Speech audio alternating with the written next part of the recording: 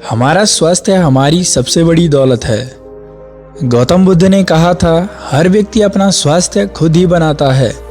स्वस्थ शरीर ही हमारे लिए सबसे बड़ा उपहार है। स्वास्थ्य ही सबसे बड़ी संपत्ति है। आज की कहानी में हम आपको शरीर को अंदर से साफ करने के अचूक तरीके बताएंगे। तो चलिए शुरू करते हैं। हिमालय की तलहटी में एक ऋषि अपनी कुटिया में रहते थे।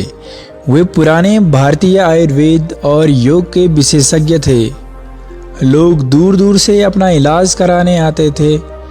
ऋषि आयुर्वेदिक पद्धति और योग से बीमारियों का इलाज करते थे और अधिकांश रोगियों के रोगों को जड़ से खत्म कर देते थे। ऐसे ही एक दिन ऋषि के आश्रम में एक व्यक्ति आता है और कहता है कि मुनिवर, मैं पास के गांव का जमींदार हूँ। मेरा काम ऐसा है कि मुझे दिन में ज़्यादातर समय बैठे रहना पड़ता है। अधिक शारीरिक श्रम न करने के कारण मेरा मोटापा बहुत बढ़ गया है और तरह तरह की बीमारियों ने मेरे शरीर में घर बना लिया है। मेरे पास घर पर खाने के लिए बहुत स्वादिष्ट खाना होता है, लेकिन मैं उसे खा नहीं पाता। अब मेरा मोटापा इतना बढ़ गया है कि मुझे उठने, बैठने और चलने फिरने में भी बहुत परेशानी होती है। इसलिए क्या आप मुझे कोई ऐसा तरीका बता सकते हैं जिससे बिना मेहनत किए भी मैं अपने शरीर को स्वस्थ रख सकूं और इन सभी बीमारियों से छुटकारा पा सकूं? ऋषि ने कहा कि ऐसा भी एक तरीका है।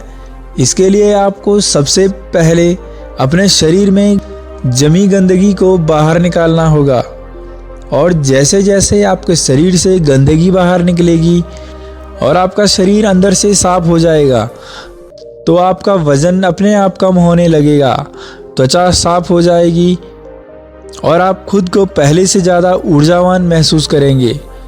सबसे पहले आप यह समझ लीजिए कि जब हम कुछ खाते हैं तो जब वह हमारे शरीर के अंदर होता है तो उसका क्या होता है। सबसे पहले भोजन हमारे पेट में जाता है, जहाँ वह टूट जाता है। फिर हमारी छोटी आंत में जाता है, जहाँ से हमारा शरीर भोजन के आवश्यक तत्वों को अवशोषित करता है। फिर बड़ी आंत के माध्यम से वह शरीर से मल के रूप में बाहर निकल जाता है। लेकिन क्या हर प्रकार के भोजन को चक्र पूरा करने में समान समय लग सकता है? किसी भी फल को लगभग 3 घंटे लगते हैं। हमारे पेट में 1 घंटा, छोटी आंत में 1 घंटा और बड़ी आंत में 1 घंटा। सब्जियों को उसी अनुपात में 6 घंटे लगते हैं और घर वाले अनाज जैसे गेहूं, चावल और दालों से बने उत्पाद को लगभग 18 घंटे लगते हैं इस चक्र को पूरा करने में। यानी कि जिस भोजन में पानी जितना कम होगा, उस भोजन को शरीर से निकलने में उतना ही अधिक समय लगेगा। जमींदार ने कहा, मुनिवर, जैसा कि आपने कहा था कि शरीर से अनाज को पूरी तरह से खत्म करने में 18 घंटे लगते हैं, लेकिन मैं अनाज को 3 से 4 बार खाता हूँ। एक दिन ऋषि ने कहा, यह वह जगह है जहाँ पर आप गलती कर रहे हैं। पिछला भोजन पच नहीं पाता है और आप अधिक डाल देते हैं। परिणाम स्वरूप पिछला भोजन पूरी तरह से अपशिष्ट के रूप में बाहर नहीं निकलता है। यह अंदर सड़ता रहता है और फंगस और कीड़े पैदा करता है। साधु ने जमींदार की ओर देखा और कहा कि तुमने लोगों के पेट में कीड़े होने के बारे में तो सुना ही होगा कि वे कीड़े कहाँ से आते हैं। वे कीड़े इसी आधे पचे और सड़े हुए भोजन से पैदा होते हैं जो हमारी आंतों में चिपक जाते हैं। यह ज़रूरी नहीं है कि आपने कल जो खाना खाया वह आपकी आंतों में गंदगी के रूप में फंसा हो सकता है कि वह 1 साल पहले खाए गए भोजन का कुछ हिस्सा अभी भी आपकी आंतों में गंदगी के रूप में फंसा हो। ऐसा कुछ भी जो हमें सीधे प्रकृति से नहीं मिल सकता, इसे पचाना और बाहर निकालना शरीर के लिए बहुत मुश्किल होता है और फिर ऐसा भोजन हमारी आंतों में चिपक जाता है और एक मोटी परत बना लेता है। देखिए, हम जो भी खाते हैं वह हमारी आंतों की दीवारों के माध्यम से पचता और अवशोषित होता है और फिर हमारे रक्त में भेज दिया जाता है। लेकिन अगर गंदगी हमारे आंतों की दीवारों में जमा होती है तो भोजन के रस के साथ वह गंदगी भी अवशोषित होती है और हमारे रक्त में मिल जाती है और फिर रक्त के माध्यम से हमारे शरीर के सभी हिस्सों में पहुंच जाती है और उनके काम में बाधा डालते हैं और अलग अलग बीमारियों का नाम दे देते हैं। इस बाधा को अगर यह गंदगी हमारी त्वचा की परतों के बीच जमा हो जाए तो हम कहते हैं कि यह मुहासे या त्वचा रोग है। अगर यह गंदगी गांठ बन गई है, हमारी किडनी या पेट के किसी हिस्से में जमा हो गई है तो हम इसे कैकुलस मोटापा कहते हैं। ठीक उसी तरह अगर आपको वज़न कम करना है तो इस गंदगी को शरीर से बाहर निकालना होगा।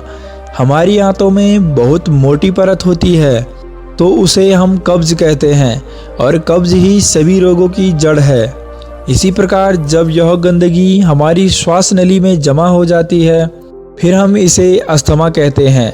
तो असल में कहने का मतलब यह है कि यह गंदगी ही हमारे शरीर की सबसे बड़ी बीमारियों की जड़ है और अगर हम इस गंदगी को शरीर से बाहर निकाल देते हैं तो हम अपनी सभी बीमारियों से छुटकारा पा सकते हैं, क्योंकि जो शरीर अंदर से साफ है उसे कोई बीमारी नहीं हो सकती है।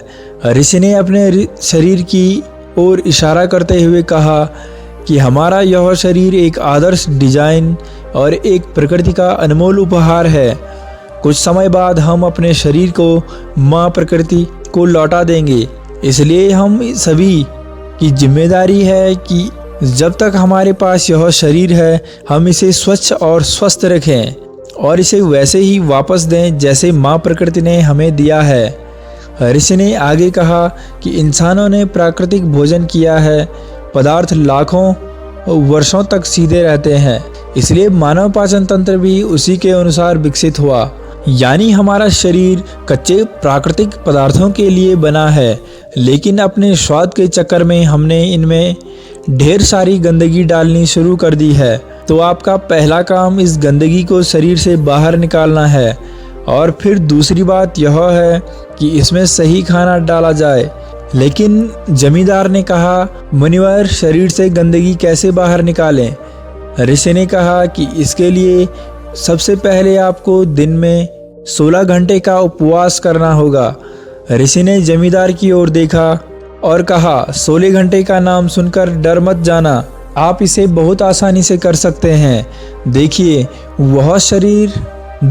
वह शक्ति जो हमारे शरीर के अंदर से गंदगी को बाहर निकालती है, वजन कम करेगी, बीमारी को ठीक करेगी। वह हमारे अंदर है, यह किसी दवा या दुआ में नहीं है और उपवास करके हम उस शक्ति को अपना काम करने के लिए समय देते हैं।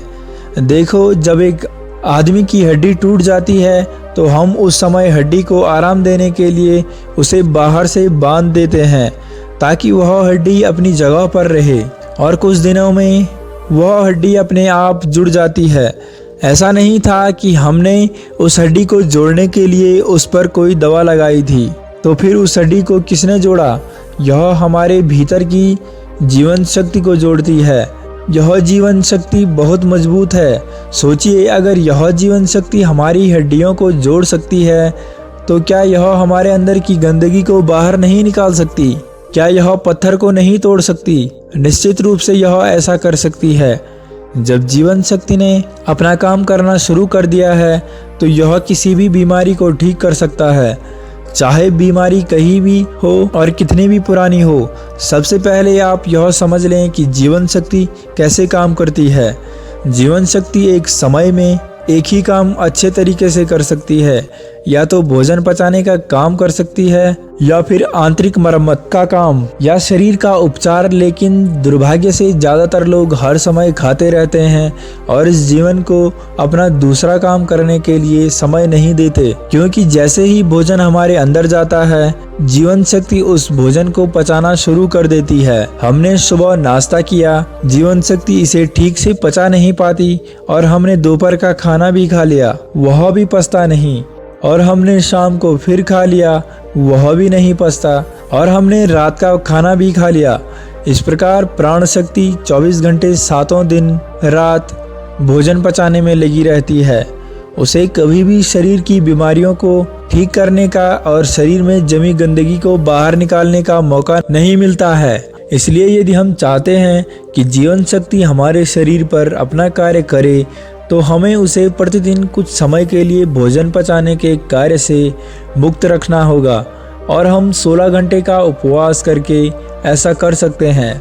अगर आप रात का खाना 8 बजे खाते हैं तो कोशिश करें कि 12 बजे तक कुछ भी न खाएं। यदि आप दिन के 12 बजे तक भूखे नहीं रह सकते हैं तो आप अपने सुबह के नाश्ते में थोड़ा सा जूस या नारियल पानी ले सकते हैं।